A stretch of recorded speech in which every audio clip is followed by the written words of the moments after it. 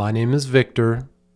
I am the occult technician, and this is Mind War. Mind War is sponsored by Victory Work Apparel. Use promo code Mind War.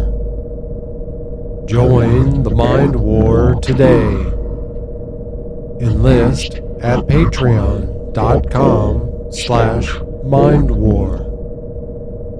Now, back to the show.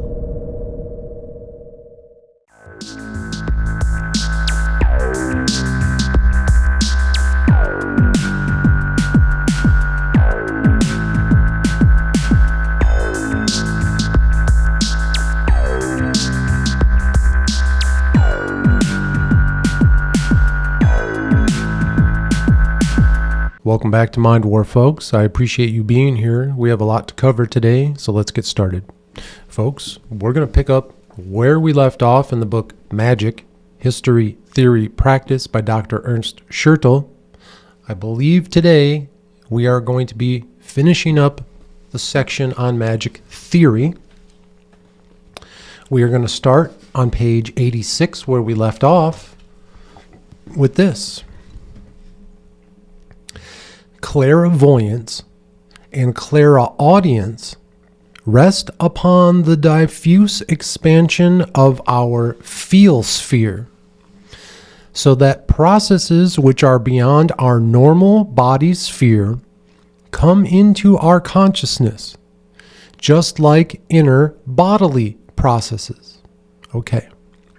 Clairvoyance, which is seeing and understanding things that are not right in front of us, whether it's seeing or and understanding something that's happening in the present or maybe from the past, or trying to visualize what may happen in the future. That's clairvoyance. Clairaudience is when you hear things, when you have an audio representation, when you receive information because you are hearing things, right? Oh no, he's talking about hearing voices in his head. Yeah, no problem. If you don't have a voice in your head constantly talking to you, I believe you are called an NPC, a non-playable character, all right? With clairaudience, again, you are going to have auditory hallucinations at times through your process. You cannot be afraid. Again, there is no fear here in the Mind War. You cannot fear hallucinations, especially because we are doing it in a scientific way.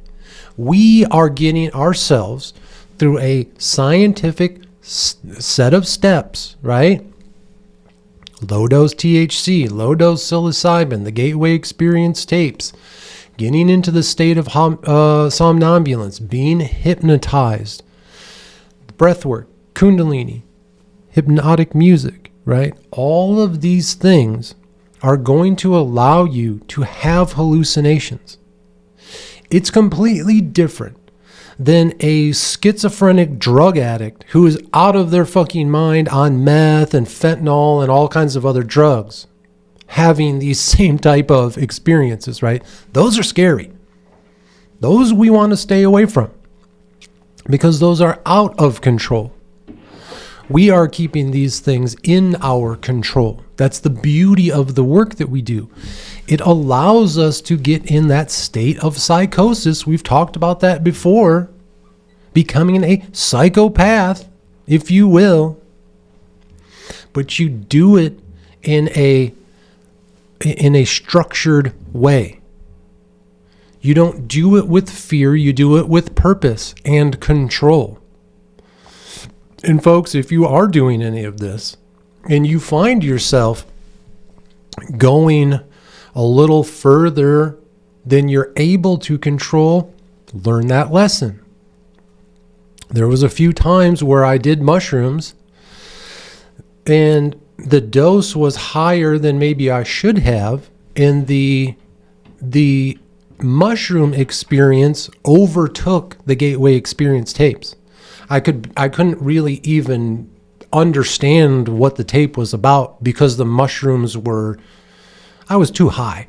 I hate to say it that way, but I was too high on mushrooms for the tapes to even work, right? I just had to take the headphones off. It was too much of a physical experience from the mushrooms. They overtook it. And now that didn't help me because it took me out of the ritual, it took me out of the ceremony. That's why we have to be careful, make sure everything's structured.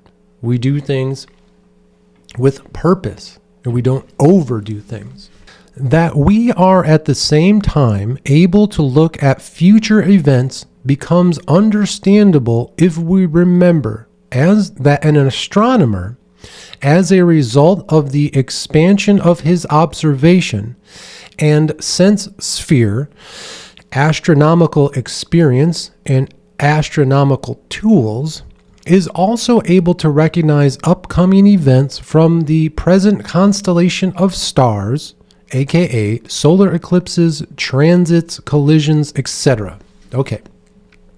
So, let's see. We're able to look at future events, and he uses astronomy. So, if you are watching the stars, if you're watching the planets, they have a pattern. And what's amazing is the men from thousands of years ago predict with perfect accuracy when we're going to have a solar eclipse, when we're going to have a lunar eclipse, those type of things. It's amazing that everything in our universe works like clockwork, so beautifully, so perfectly. But just because you can predict those things, those physical things happening, it doesn't mean that we have access to the future. I've already told you, I don't think the future is written. I'm not one of those people that believes that God wrote what our future is going to be and we are just living the story he already wrote for us. I think that's nonsense, right? I don't think that we can see into the future. I don't think the future is written. It is still uncharted territory. The past, I do believe we have access to, because the past is just latent energy that's still swirling around out there. We can access it. It's already happened. But the future, I don't think we can. But again, what we're saying here with this clairvoyance is we can see patterns. And through our understanding of patterns, we can start to gauge and think about, hey, what the future might hold because of the certain patterns that we see. And we can also look at the past and say, man, in this time in history, the people who made up the citizenry, they were upset about this, that, and the other.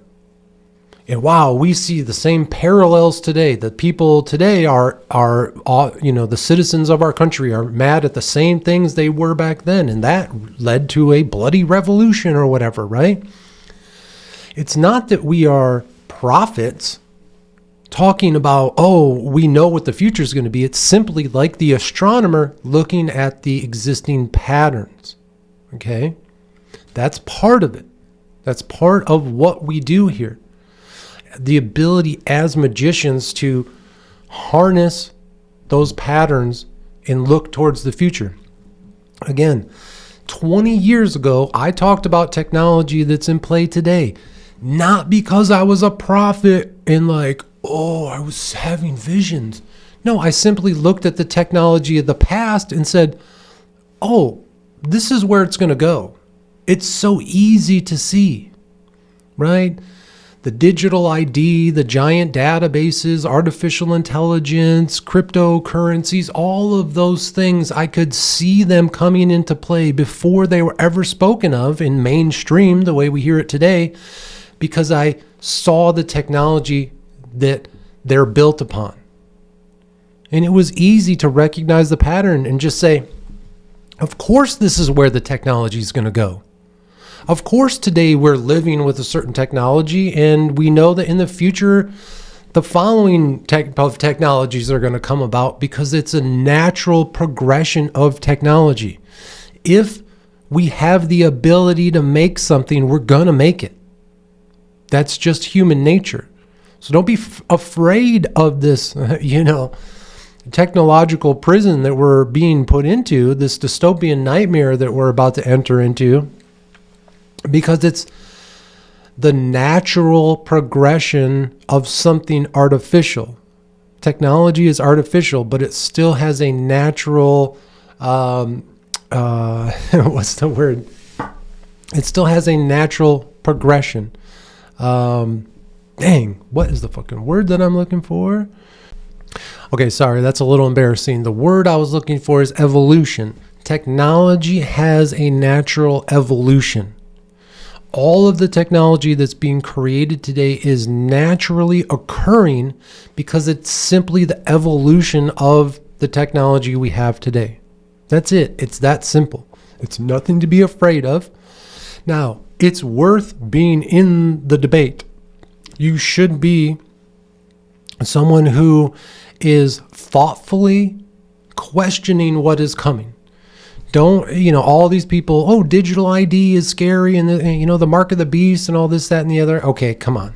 20 years ago, when I was working at the credit union, I wrote a report on the mark of the beast. And here's what I believe it is. Because the quote in Revelations basically says the mark of the beast, everyone will have it, rich or poor. Everyone will have it. Okay. And if you're going to take the Bible seriously, you have to read it for what it is. Everyone, every single person on the planet will have the mark of the beast. It's not a tattoo. It's not an RFID tag. It's none of those type of things going under your skin. We all have the mark of the beast on us today. What is it? It's the mark on your hand or your forehead.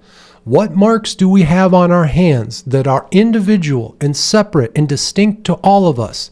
It's our fingerprints. We all have the mark of the beast. What is a beast? It's our human bodily form. We are all beasts, and we are all marked by the Almighty God, the Absolute, the paracosmic forces, the universe, whatever you want to call it. We have been marked as individuals with a pattern on our fingerprints. The same thing with the mark on our forehead. It's not our forehead, it's our eyeballs. Our eyes, our iris has a pattern on them. That's how you do facial recognition, iris scanning. We each have the mark on our forehead through our iris or our hands through our fingerprints. Now, the beast system, which is the evolved natural progression of technology, is creating the beast system around us, the system of control. And the question is, will you participate in the beast system or not? That's where the free will comes in. Everyone thinks the mark of the beast is going to be forced upon people. That's not how Satan works. He's not going to force you to do anything. You can live outside of the beast system. You don't have to use thumbprint or fingerprint scanners to open your phone and make purchases with your credit card. You don't have to scan your iris anytime that you want to access your home or maybe your healthcare records or whatever it is. You don't have to do any of that. If you're a good Christian and you're of the in the world but not of it, don't use the beast system. Don't allow them to scan the mark on your hand or your forehead. That's what it is.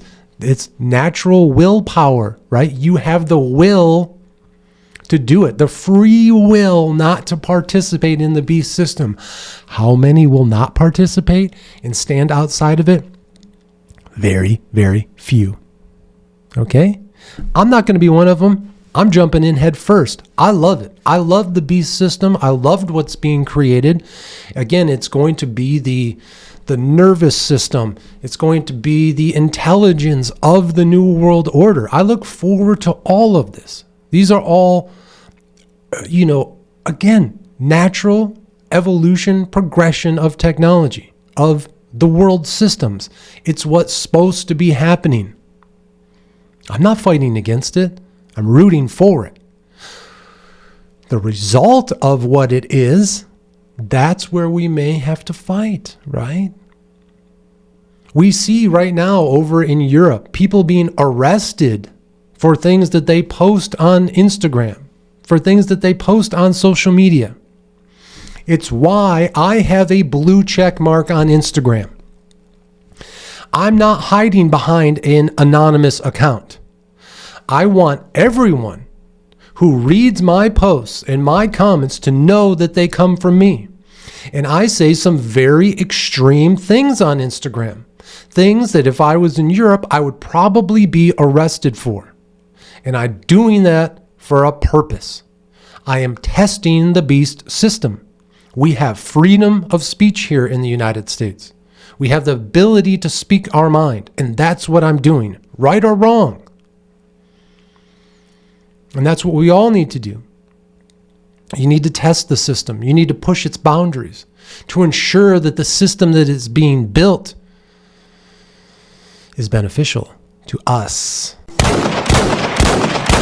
To go on here, it says, therefore, clairvoyance does not mean all-knowingness, as is sometimes claimed, but it has at its borders and possibilities of error, just like empirical prognosis. So again, this clairvoyance, you're not all-knowing. You don't get every secret to everything. You're not some omnipotent God who knows everything from beginning to end, right?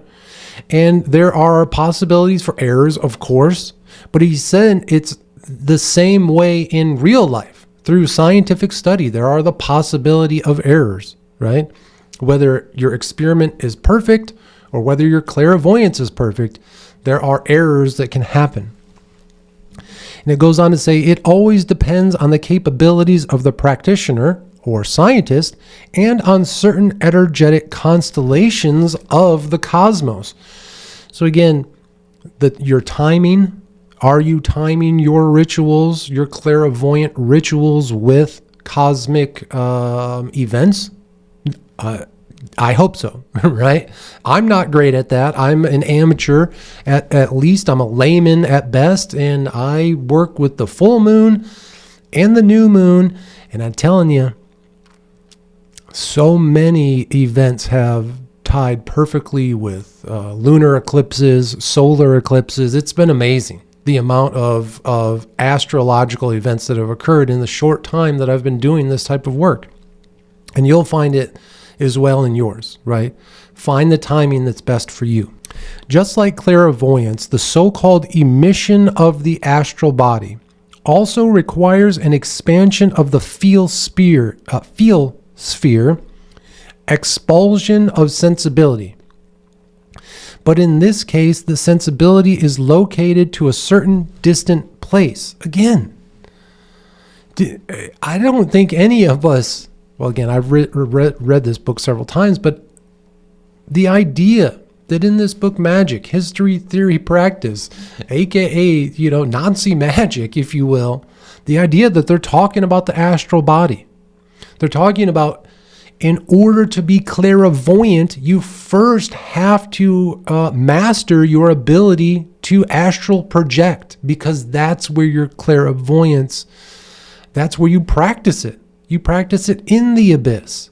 You practice it through astral projection and remote viewing. How do you think you get to see things that are happening in other places? Through your clairvoyance, right? In addition to this comes a charging of this space point with energetic action ability, in order that not only impressions can be absorbed, but also dynamic effects can be performed. So again, these different points, as we went through the Gateway Experience tapes, remember, there was tapes where Monroe was teaching us, as we're doing this kind of free flow search through the abyss, every few minutes a chime would go off, and it would be like, boom. And at that moment, you would take a snapshot of where you were in your imagination. And at the end of that tape, and after I think 4 or 5 different chimes, you would come back and you would remember all of those snapshots. Where was I when that chime went off? What was I learning? What was the message being told to me at that very moment? And that's what he's talking about here as these points in astral space that can provide you information. And if you revisit that place over and over again, you can charge it with your energies, and it can become maybe an outpost for you to visit through your astral travels.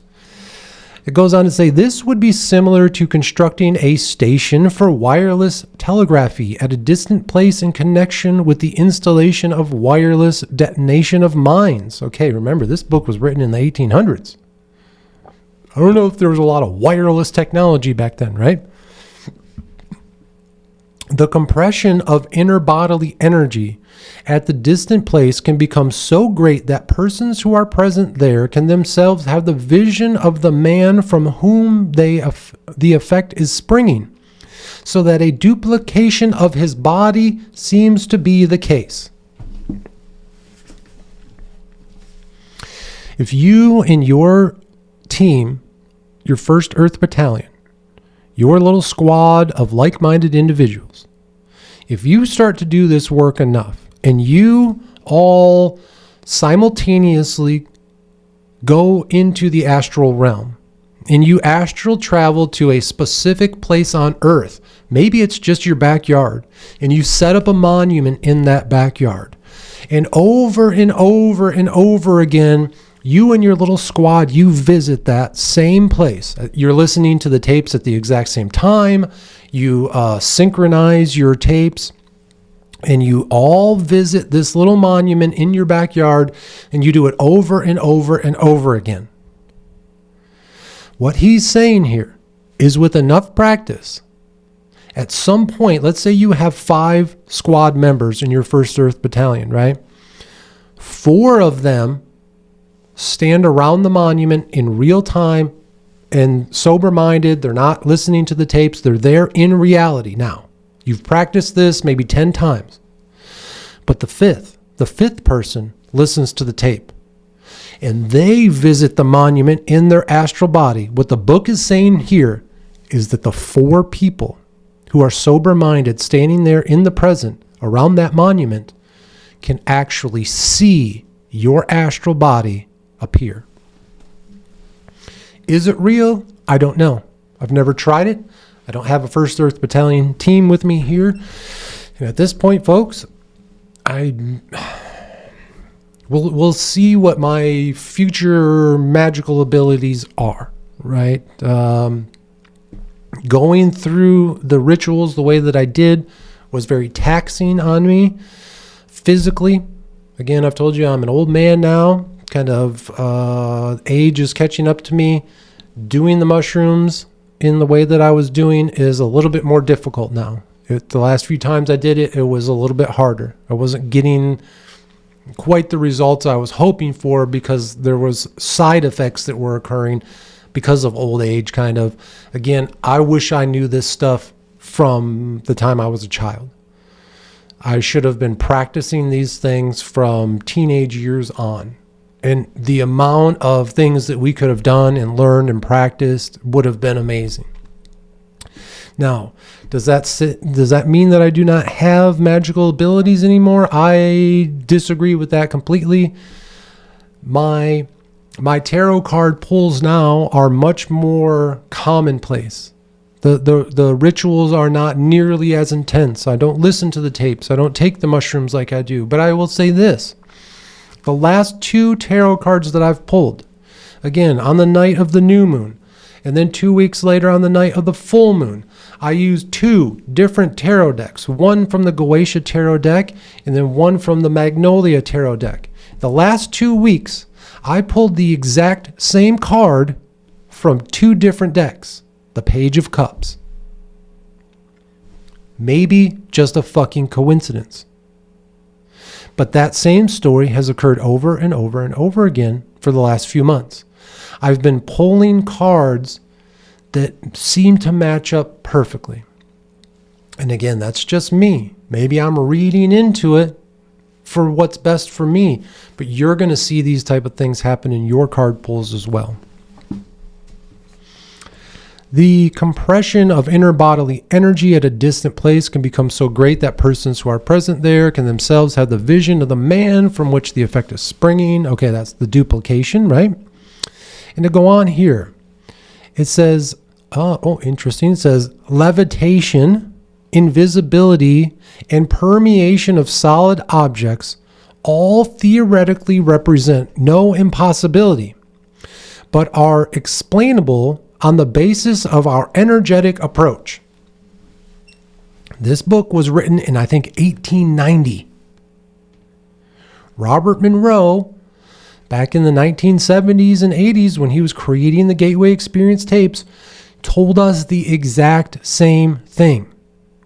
We are levitating out of our bodies into our spirit bodies, which are invisible and can permeate through solid objects as we astral travel.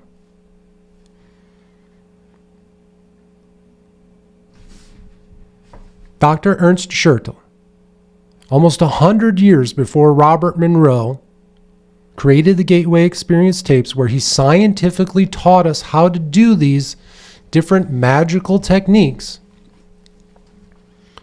Dr. Ernst Schertl was telling us about this. It was more theoretical. I'm sure that he had been able to experience many of these things. And I think when we move into the section on magical practice, we're going to hear more about that.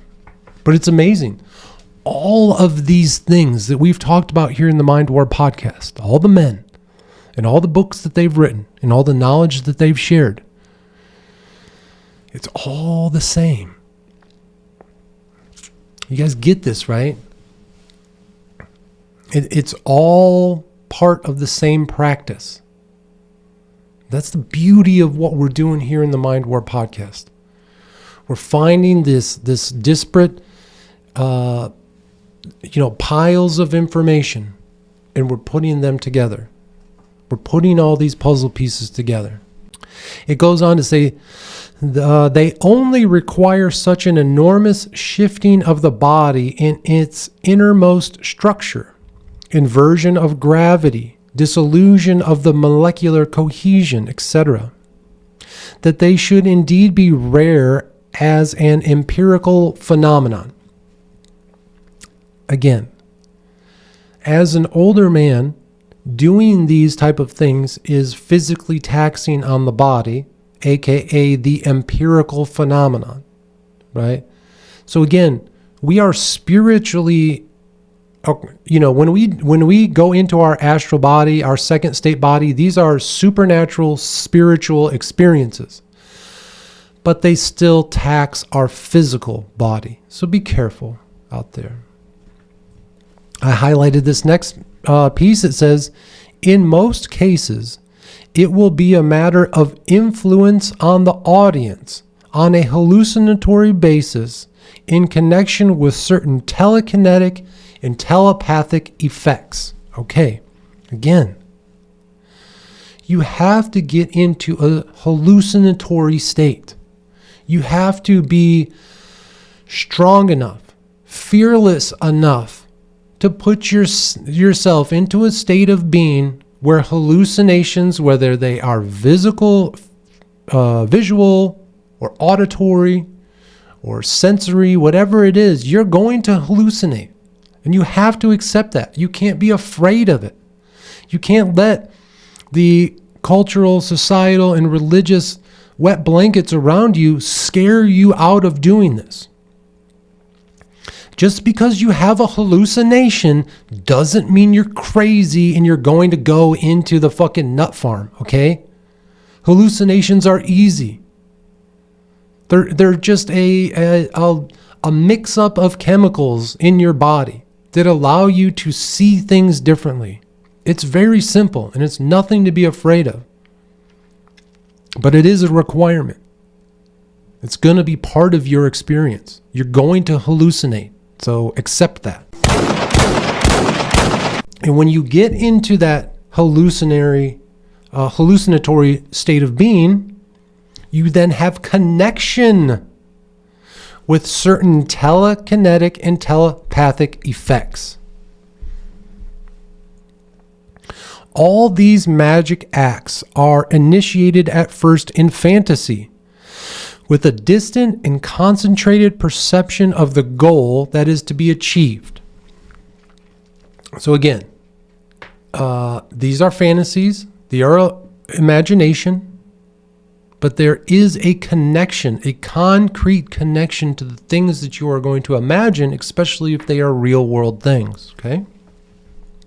I highlighted this next section. The concentration of this perception is significantly supported by all possible empirical arrangements. Creation of certain objects like signs, pictures, etc., certain postures and motions, and insertion of certain toxins into the body. In short, all of that which can be called magical manipulations. Again, folks, I read this stuff 3-4 years ago. This is the foundation for the magic that I have been practicing that has changed my life and will change your life too. This is the foundation of the knowledge that I'm sharing with you, that I have told you is real, and you will experience it as well. Again, the concentration of this perception is significantly supported by possible empirical arrangements. So again, your perception is supported by real world concrete arrangements through the creation of certain objects or signs or pictures, aka symbols, sigils, logos, certain postures like yoga. And in future episodes, I'm going to show you some of the physical movements that I make during my magical practices. So again, certain postures and motions, right? And the insertion of certain toxins into the body. Psilocybin is a toxin. Okay? Magic mushrooms, when you eat them, have a toxin in them called psilocybin. That's what gets you into the state of hallucination. Okay? This is why I say, if you're going to be using magic mushrooms, I believe, and this is just what I do, I allow them to dry out. I put them in the coffee grinder until they go into a powder form. And then I usually use, I think, 1/8 or to 1/4 teaspoon, not much, of the powder. And I either mix it with coconut oil that's been infused with marijuana, or I just take the powder, put it on my hand, and place it directly onto my tongue. Because when you do that, you realize that what you are ingesting is a toxin. Because it tastes like poison. It tastes bad. The magic mushrooms taste gross. I think you need to taste them because it reminds you that this isn't a fucking game. It reminds you that it's not some ooey gooey fucking sweet covered in sugar gumdrop filled with THC, like the edibles that I eat every day, right? Don't cover up the mushrooms. Deal with the reality of what it is. Deal with the fact that it is a toxin because it's going to make you respect them more. And you're not going to end up curled up in the fetal position in the corner of your fucking room, throwing up, being sick for 5 hours because you took a heroic dose, because you hid all the mushrooms in a peanut butter and jelly sandwich or whatever bullshit you see people doing. Don't be a coward. Don't be afraid. Have some reverence for what you're doing to your body and put the mushrooms right on your tongue and taste the fact that they are a poisonous toxin that is a gift to all of us. It's not a poison or a toxin that's here to destroy us. It's a gift given to us to open our minds. And when you do these things, all of these things are called magical manipulations. It's exactly what it is. All the things that we talk about, our preparation to get into that state of somnambulance, the low-dose THC, psilocybin, the gateway experience tapes, getting into the state of somnambulance through hypnosis, listening to the hypnotic music, doing our breath work, doing our kundalini, and all the other magical techniques that we've talked about, these are magical manipulations. It goes on here to say the various kinds of dance magic with which we already have become acquainted. Furthermore, the image and amulet magic, the agoural magic, etc. are among them. Again, those are the magical techniques. The most important thing about magic is getting into the state of somnambulance. Again, somnambulance is another word for sleepwalking. We are getting into a state of sleepwalking, right? Our mind is hypnotized. It's almost asleep. It's on the verge of sleep, but we're still awake to where we can control ourselves. And it allows the veil of reality to be lifted and allows us to just, for a moment, reach our hand into the darkness of the dream world, into the abyss, and see what's beyond the veil. It's so beautiful. It's so amazing. Concentration in connection with the magical measures leads to the auto-suggestive perception of the goal that is to be achieved.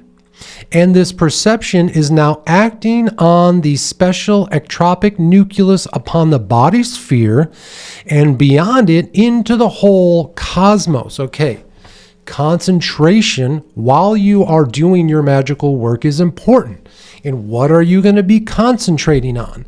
Whatever the goal of your magical purpose is. Whatever your purpose for going into that magical ritual with, that's what you're going to be imagining. That's what you're going to be concentrating on. And when you do that, it literally not only is your imagination in this concentration of this goal that you want to achieve, it's going to permeate not only every little nucleus of all of your cells of your physical body, but is also going to spread out into the whole cosmos. As above, so below.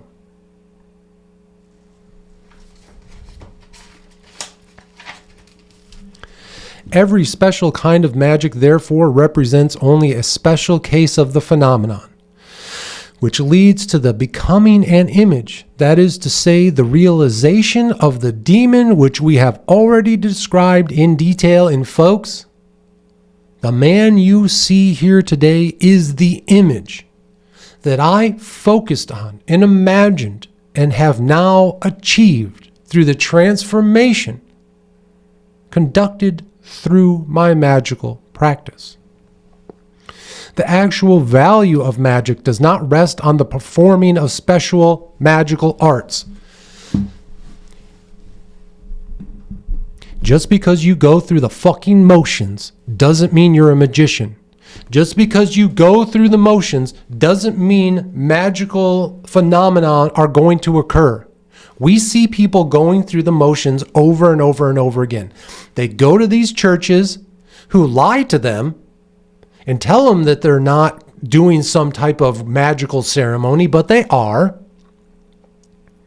But whether it's the practitioner or the Volk in their case, it's all fake. They're just going through the motions. It doesn't rest in the performing of these special magical arts. That is to say, on what is called conjuring in the popular sense of the word. Special magical abilities can often coincide with a very low overall standard of the pertaining person, just like completely inferior people can often possess a fabulous talent for mental arithmetic. As important and useful such capabilities are practically, only the ones whose whole being is magically centered and therefore possesses the sacral, basic tone which we perceive with regards to the great initiated ones should be called a magician in the highest sense. You may have people who have latent magical abilities, but they do not allow it to permeate themselves. They don't see it outside of itself. They only have one piece of the puzzle. As magicians, we have to have all the pieces. And not only do we have to have the pieces, but we have to start putting the puzzle together so we can see the picture. The picture, the end result of the puzzle is the goal that we plan to achieve. For me, it is a 7-year art project. Once that's done, my magical practices will be complete as far as they are for me personally.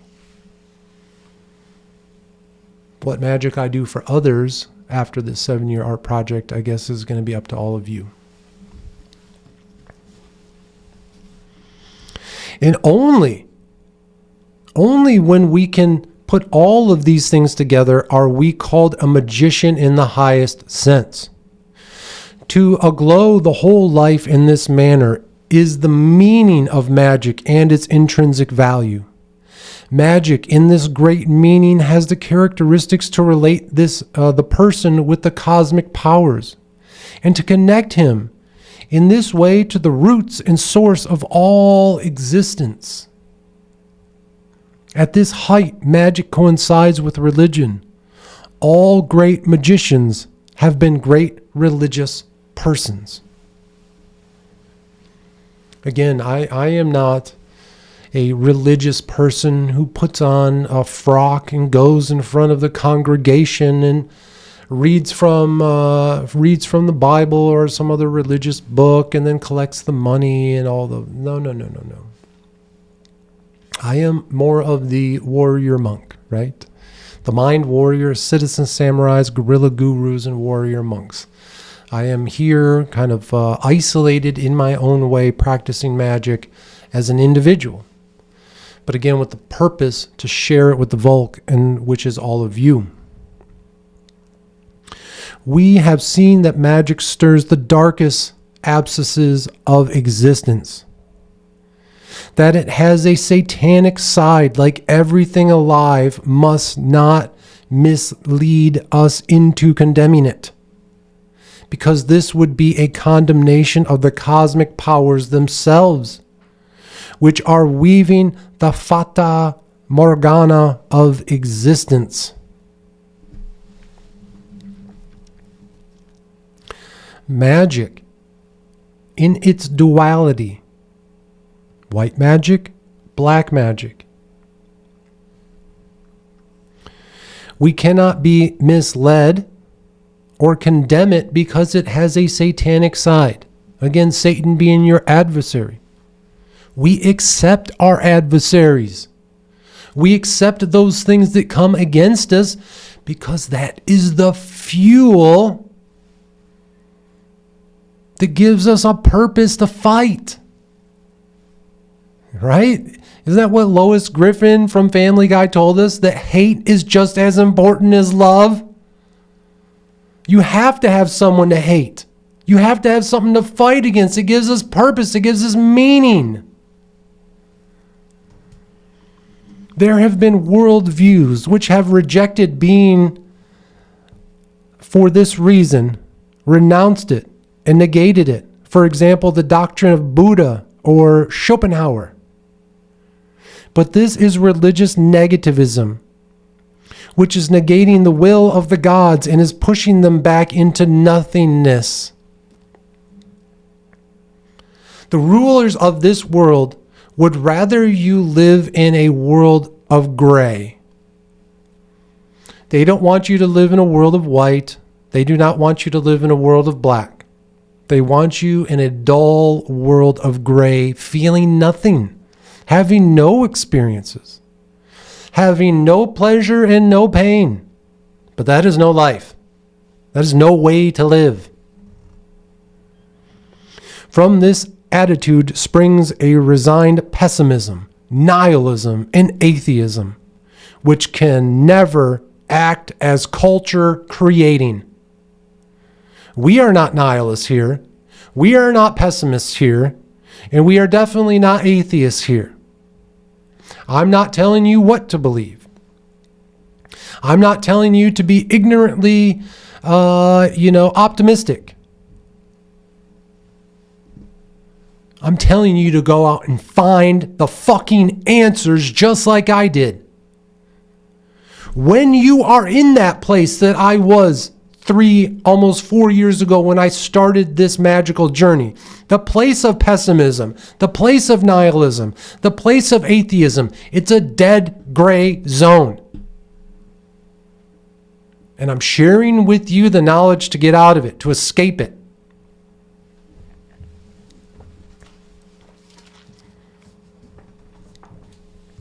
So this is the last 2 chapters here from the section of magical theory from the book Magic History Theory Practice.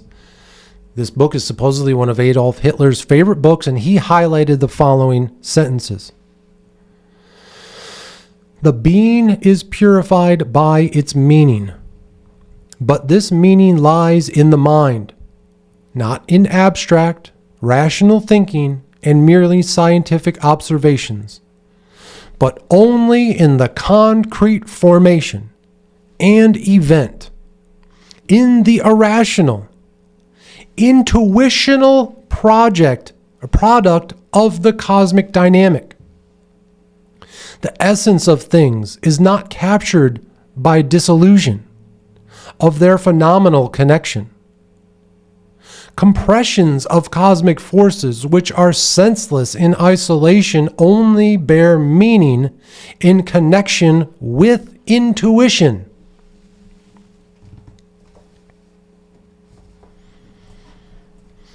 We are purified by knowing. We are purified by acting on our knowledge. This knowing, this knowledge isn't just in the mind. It's not abstract. It's not rational thinking. It's not merely scientific observation, but instead it is concrete formation. There is no manifestation without imagination, and there is no manifestation without putting in the work. It can be irrational if you like it, because it seems impossible, but as we know, the magician doesn't think anything is impossible.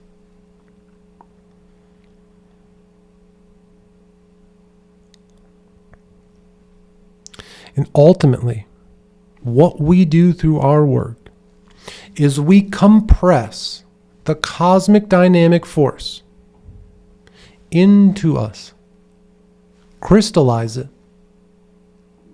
and focus it through our intuition. It's our intuition that guides us. It's our intuition that tells us to keep going even if we don't know why.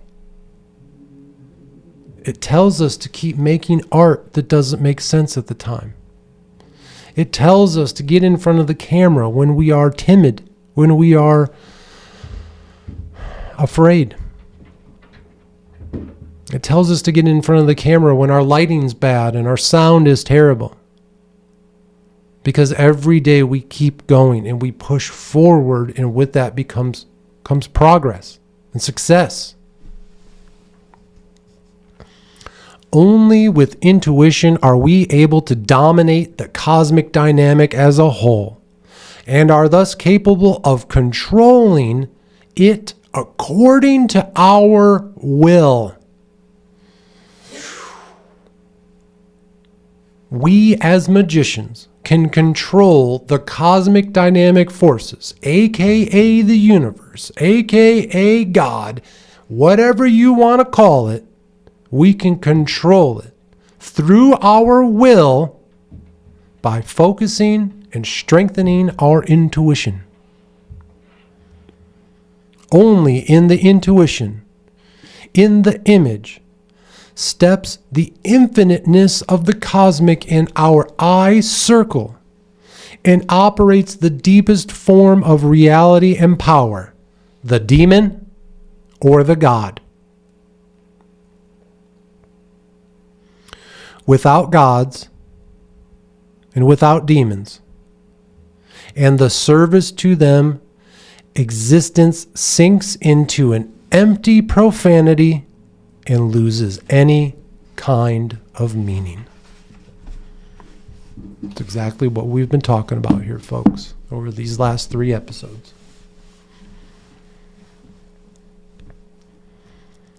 I told you, man, I tried. I tried to find meaning in all sorts of things, in the organizations, corporations, and institutions that run this world. And they all led me to emptiness and meaninglessness. And it wasn't until I trusted my intuition and finally started to honestly research all of the things that I've been told were evil my entire life, did I actually find truth. And I'm going to share with you that journey of truth finding as we continue on with my magical journey over on Instagram at The Occult Technician in just a moment.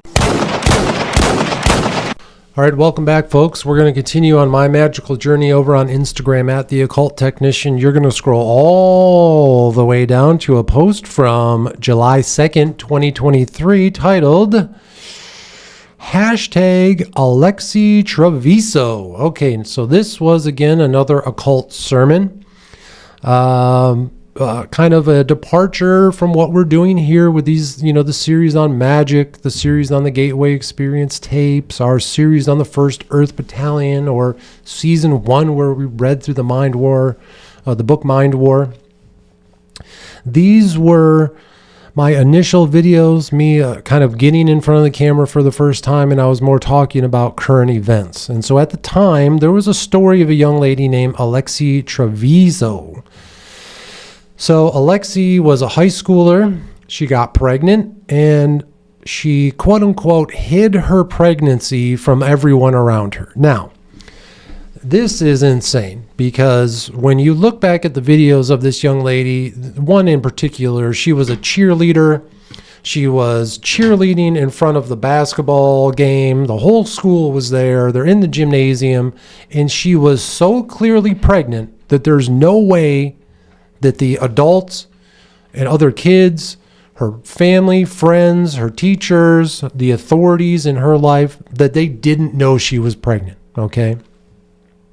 But still, she somehow hid her pregnancy. Now, the tragedy of this story is that Alexi here, she went to the hospital, and again, this was like she was about to give birth, basically. And she was complaining about being sick or whatever. Why the hospital didn't just say, you're obviously clearly pregnant, we're going to do an ultrasound and make sure that this baby comes out healthy, I don't know. Again, this is the insanity of the story. So Alexi is in the emergency room complaining of stomach pains. She asks to go to the bathroom. She gives birth to the baby in the bathroom and then supposedly kills the baby and leaves it in the trash can. She is then arrested for the murder of her unborn or her born child at this point. Now, personally, I was outraged by this story because we live in a world where abortion is the law. The law tells us that it is acceptable to murder unborn babies in the womb. That's the law. The law tells us that's okay. Now, the 10 Commandments, a religious law, tells us thou shalt not kill. Natural law tells us thou shalt not kill the innocent, right? It's one thing, the natural law tells us if someone has killed one of your family members in a violent rage or something, natural law tells us that it's acceptable to kill that perpetrator. That's good. Natural law is what we should be living by. An eye for an eye is the whole of the law. The man-made law tells us we are not supposed to murder, but that abortion is okay. Now, what I said in this video, very extreme,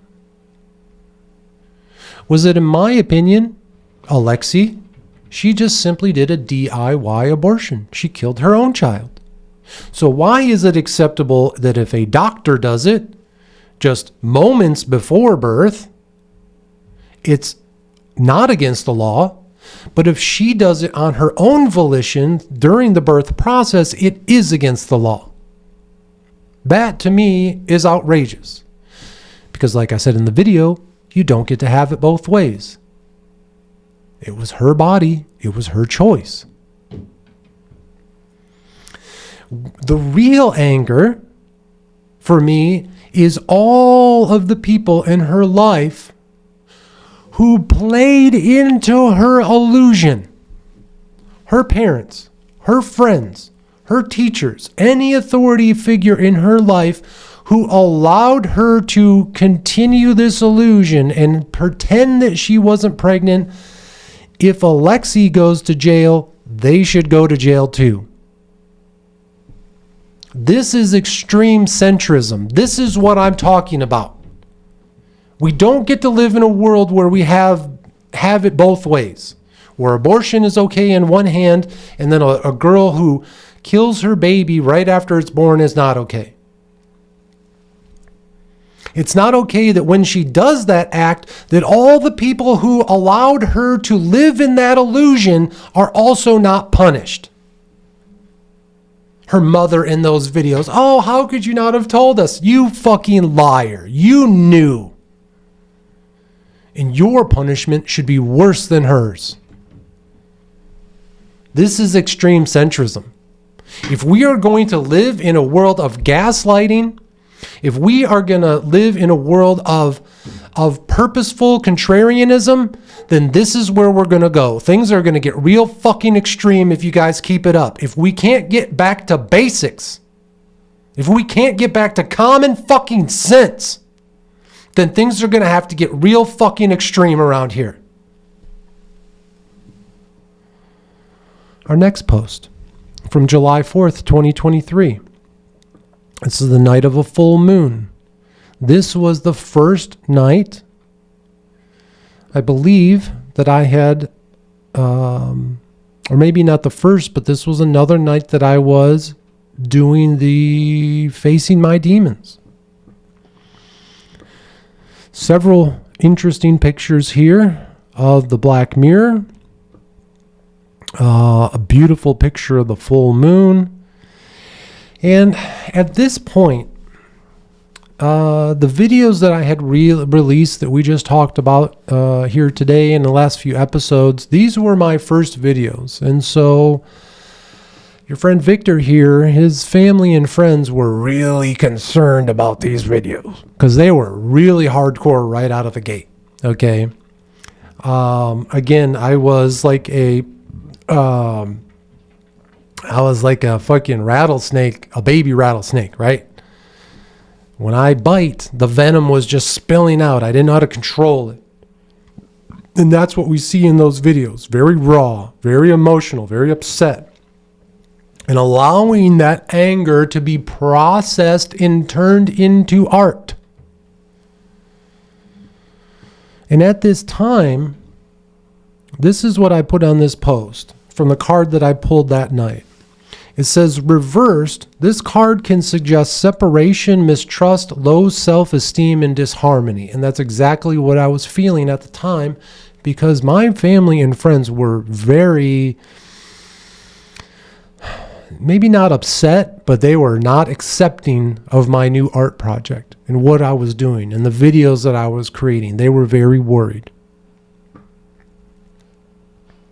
And I wrote, I put from Mark 6:4, So I wrote from the Bible. It says this. Then Jesus told them, a prophet is honored everywhere except in his own hometown and among his relatives and his own family. Now again, I'm not calling myself a prophet, but it is a perfect example of someone like myself who has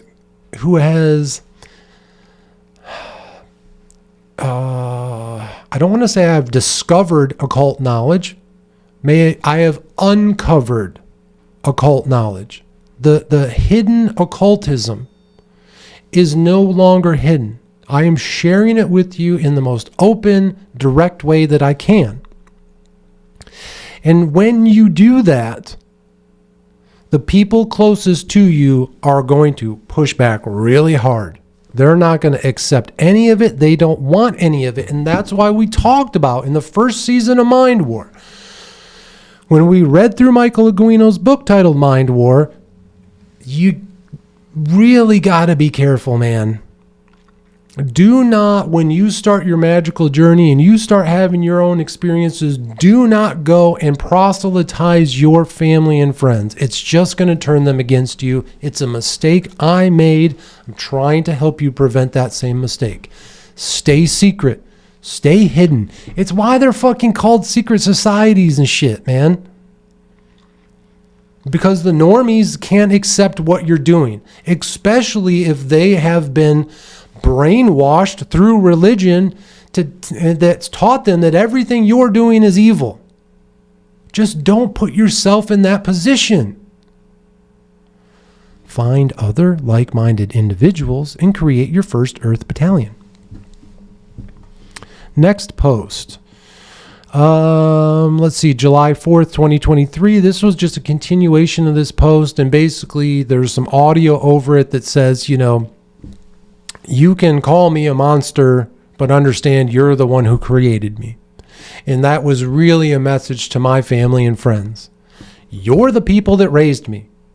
You're the people that I spend all this time with. You are the most influential people in my life. So if you hate me, it's because you made me who I am today. In a way, right? Of course. I've been this way since birth, I think. I think I have had this desire to gain this knowledge and share it with all of you since I was born. I've never felt comfortable in my own skin. I've never felt comfortable doing any of the things that I've talked about in the past. Joining the military, working for the corporations, trying to join religion. None of them felt right. It all felt like a lie. It all felt empty and meaningless until I took matters into my own hand and again, started to research and practice all the things that we've been told are evil. Only then have I found truth. And you can call me a monster for that if you will. So be it. It's your fucking loss, man. It's your loss. If you're afraid of me and the things that I say, who fucking cares, dude? Keep living in your own illusions. That's up to you. But as soon as your fucking illusion starts to stand up against me and push back against me and try to stop me from doing what I'm doing, then your illusion becomes concrete in my reality, and now you're the fucking enemy. So be careful out there, man. Be careful about who you stand up against. All right, let's see.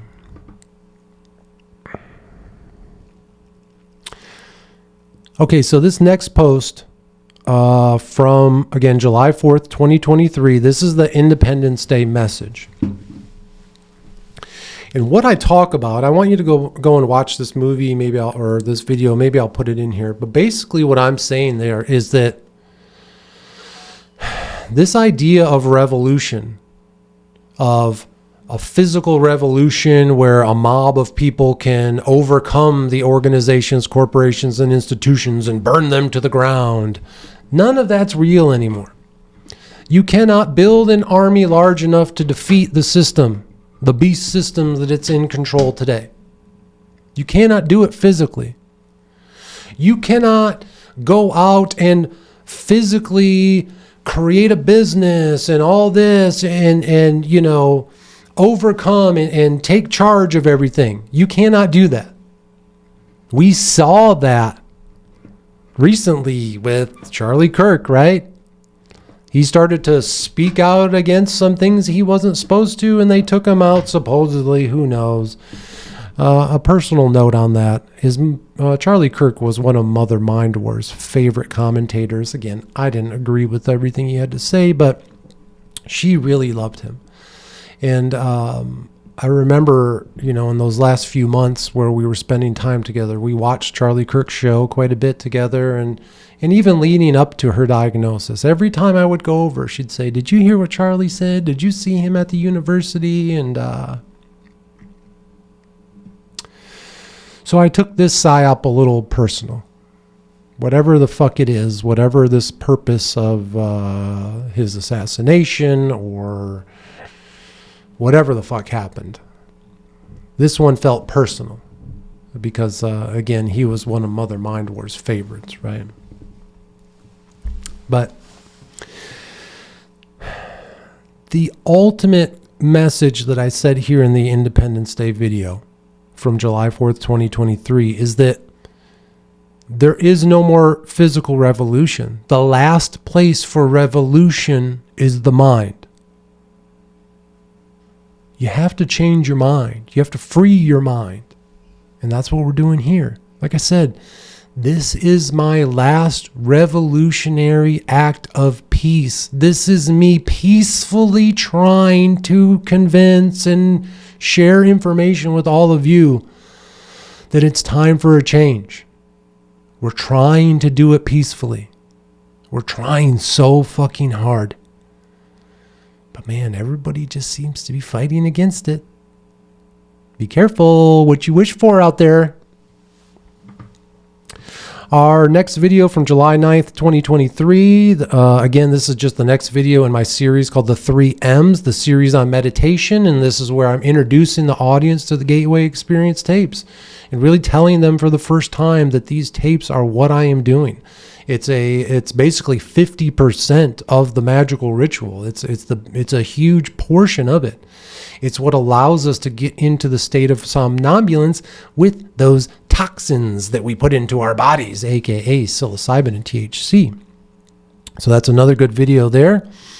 Next, from July 9th, 2023, we have another post where we see the $2.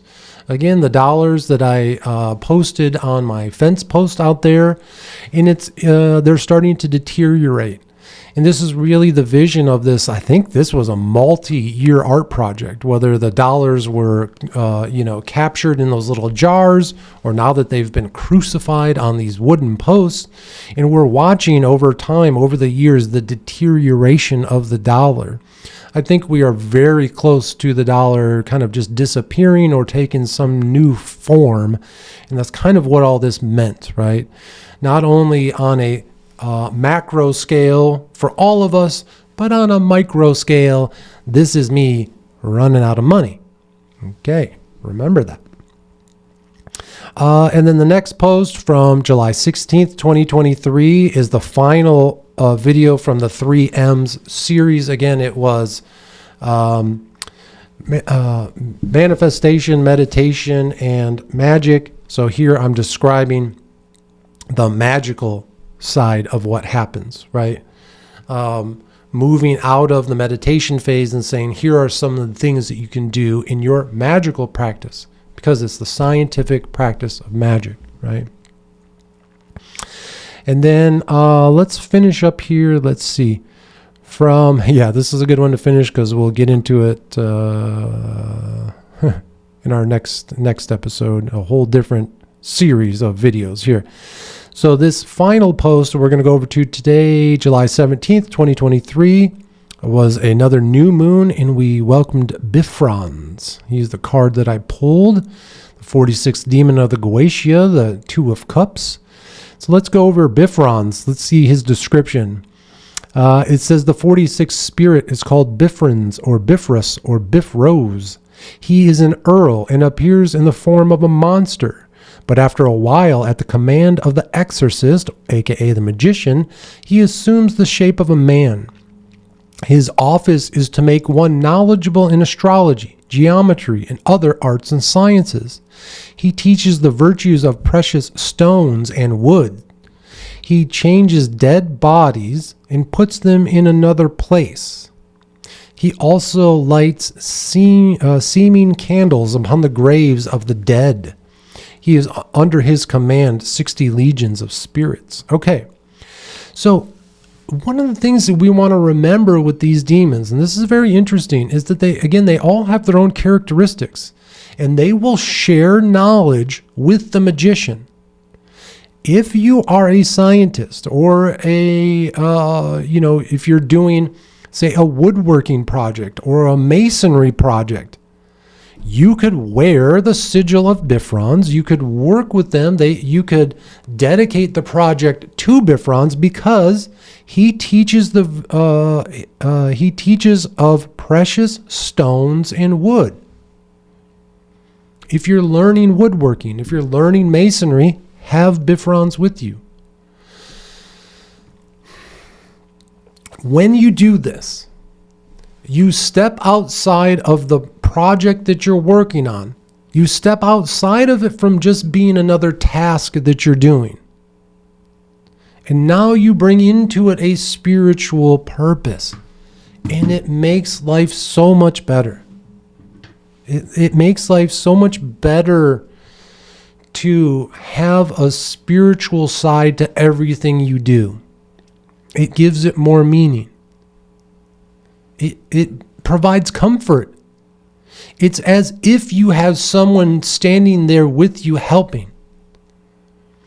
Bifrons isn't a real creature that is going to appear in flesh and blood and scales and snarl at you, right?